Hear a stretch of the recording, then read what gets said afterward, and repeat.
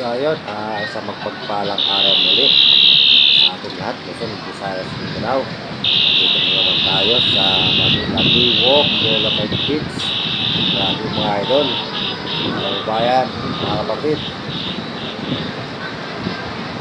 Napakaganda talaga dito sa Manila Walk, Dolomite Beach.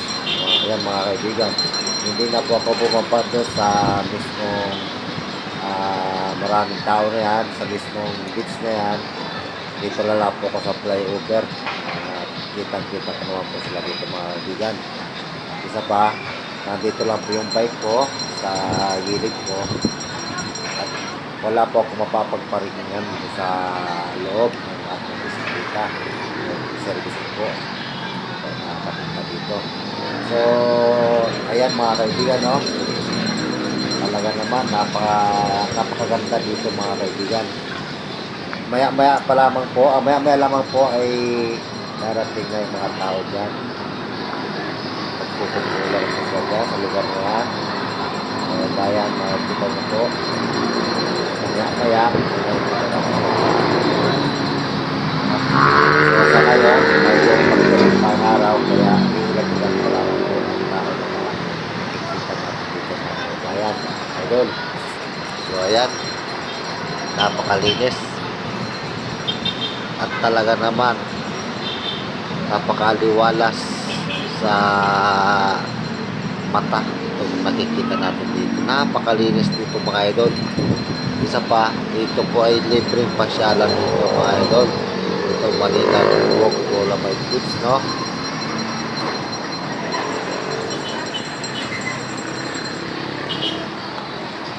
Kung susumahin natin mga idol, yung mga tao na yan nandyan is nasa 200 na yan mahigit mga idol. Kasi meron pa yan nandito sa gilid, no?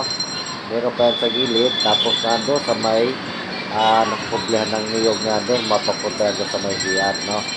Ito po yung kasi yung yung entrance papasok dyan sa beach na yan, sa Dolomite, no? Maya lamang mga idol, makikita natin yung pinakain natin, no? So abang-abangan natin. At kung kakayanin pa, aantay na rin natin yung pagluto araw mga idol. Napakaganda dito yan, yung sunset natin. Kung kakayanin pa ng oras natin o saka yung charge ang ating battery mga idol. Ngayon, aantay. Pipilitin natin maantay yung paglubog ng araw mga idol. Sa ngayon, ito muna mga idol.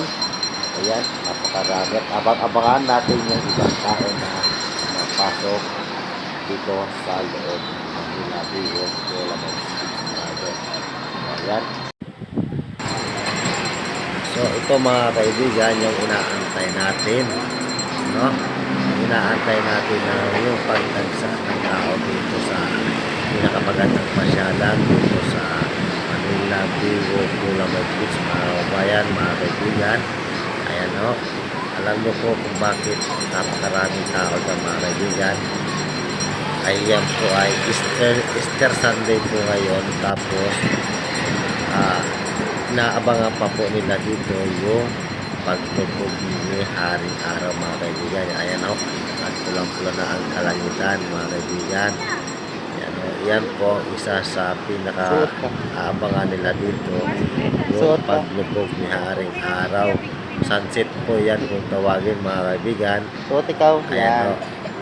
Mapapansin nyo po, papalubog na si Haring Araw. pagalitan tayo Hindi pag po umakyat kakayanin ng charge ng cellphone ko yan mamaya mga kaibigan. At ito ay palubat na rin. Ayan mga kaibigan, mapalikod ko po at sa harapan ko po, yan tulad po yan nakikita ninyo, napakarami pong tao yan mga kaibigan, no? Nagkataon din ako po talaga naman na walang pasok ngayon mga kaibigan. Yan. Ayan naman. Hanggang dito po sa likuran ko po, hindi ko na po iikot yung camera.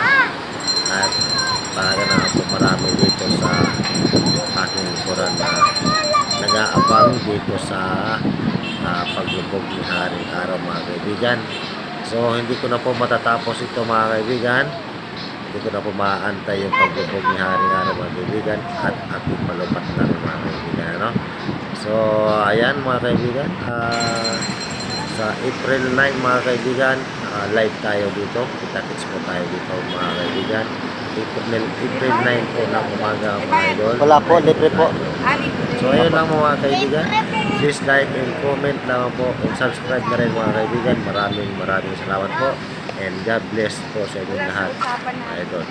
Isang like lang po mga idol. Napakalaking bagay na po yan sa ating mga idol. Okay po, maraming salamat po. And God bless po sa inyong lahat mga idol.